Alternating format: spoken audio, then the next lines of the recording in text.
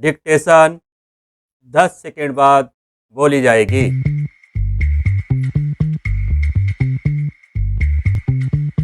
5 second. Ready, start.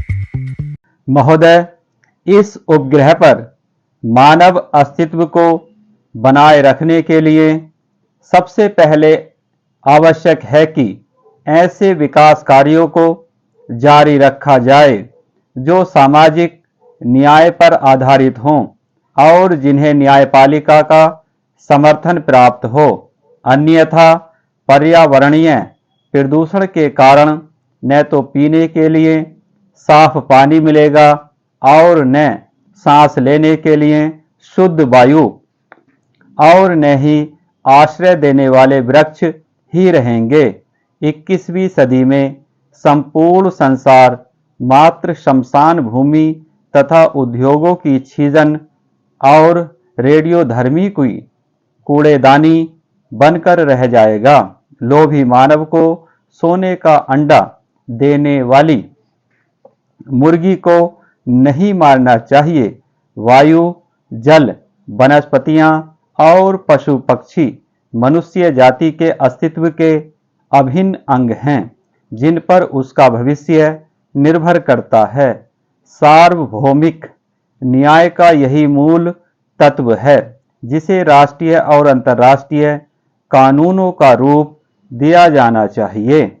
कुछ विशेष अपवादों को छोड़कर हमारे न्यायालय समझते हैं कि पर्यावरण संबंधी कानून से न्याय व्यवस्था भंग हो जाएगी और कानूनी अधिकारों का हनन होगा, क्योंकि हमारे विधिवेत्ता और न्याय प्रणाली कानून के इन नए आयामों से अपरिचित ही नहीं, अनभिज्ञ भी हैं। यह अधिनियम काफी व्यापक है और इसमें विभिन्न प्रकार के जल स्रोतों को शामिल किया गया है। अधिनियम में केंद्रीय और राज्य प्रदूषण निवारण एवं नियंत्रण मंडलों की स्थापना का प्रावधान किया गया है, जो स्वायत्त निकायों के रूप में कार्य करेंगे। अधिनियम के कार्यान्वयन के लिए स्थापित इन मंडलों के दो महत्वपूर्ण कार्य हैं: प्रदूषण मानक निर्धारित करना तथा उद्योगों के कचरे और वाहित मल को नदियों में बहाने के लिए स्वीकृति प्रदान करना। केंद्रीय प्रदूषण नियंत्रण मंडल केंद्र सरकार और राज्यों के प्रदूषण नियंत्रण मंडल राज्य सरकारों के लिखित निर्देशों का पालन करने के लिए बाध्य होंगे। राज्य में प्रदूषण नियंत्रण मंडल द्वारा निर्धारित मानकों का अतिक्रमण और सहमति की शर्तों का उल्लंघन करने वालों को कठोर दंड देने का प्रावधान किया गया है। तथापि इस अधिनियम के अधीन प्रदूषण नियंत्रण मंडल द्वारा शिकायत किए जाने पर या उसकी पूर्वानुमति से ही किसी न्यायालय द्वारा किसी अपराध पर विचार किया जा सकता है। अधिनियम में यह भी प्रावधान किया गया है कि यदि किसी कार्य से जल प्रदूषण की आशंका हो तो राज्य प्रदूषण नियंत्रण मंडल द्वारा उसे रोकने के लिए न्यायालय में याचिका दायर की जा सकती है। इस अधिनियम के द्वारा पानी के नमूने लेने, जांच और मुआयना करने के प्रदूषण नियंत्रण मंडलों को व्यापक अधिकार दिए गए हैं। केंद्र सरकार द्वारा केंद्रीय जल प्रयोगशाला और राज्यों में राज्य स्तरीय जल प्रयोगशालाओं की स्थापना और विशेषज्ञों की नियुक्ति का भी प्रावधान इस अधिनियम में किया गया है।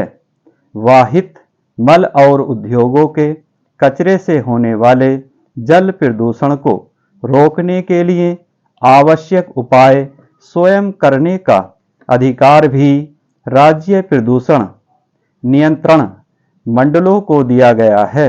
यह अधिनियम लगभग ब्रिटिश अधिनियम की नकल है और प्रदूषण फैलाने वाले या उससे प्रभावित समुदाय दोनों पर इसका कोई असर नहीं पड़ा।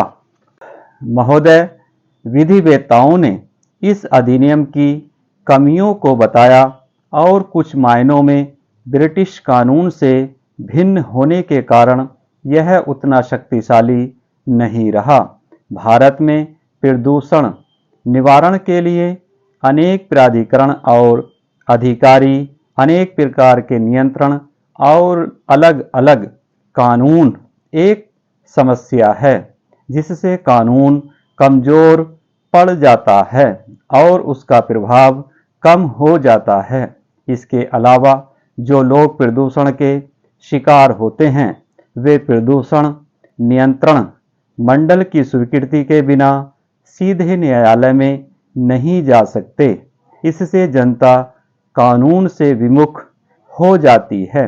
अधिनियम की खामियों के कारण हाल ही में केरल उच्च न्यायालय द्वारा प्रदूषण नियंत्रण मंडल का मुकदमा खारिज कर दिया गया। जल अधिनियम 1974 के अनुरूप वायु प्रदूषण निवारण एवं नियंत्रण अधिनियम 1981 तैयार किया गया।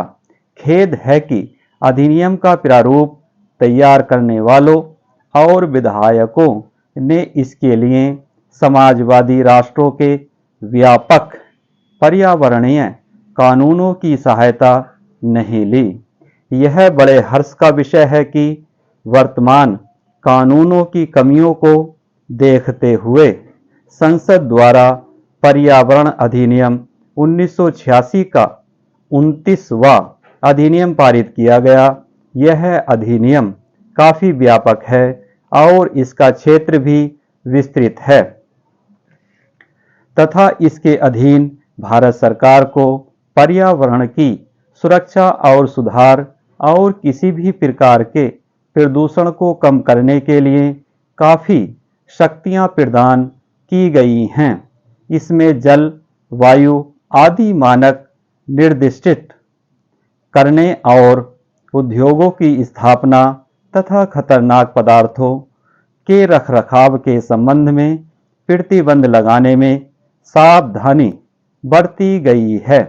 पर्यावरण के प्रदूषण के कारण होने वाली दुर्घटना से बचने और उद्योगों की चिमनियों से निकलने वाले प्रदूषणकारी तत्वों पर नियंत्रण के लिए अन्य उपाय करना केंद्र सरकार के अधिकार क्षेत्र में आता है।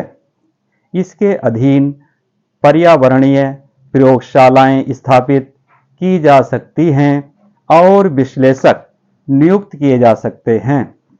दोषी निगमित क्षेत्र और सरकार के विभागों को भी दंड दिया जा सकता है।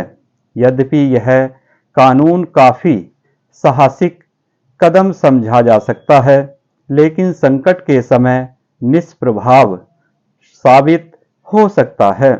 इन नए कानूनों में भयंकर दोष रह गया है। आश्चर्य है कि ध्वनि प्रदूषण जैसे विषय को छोड़ दिया गया।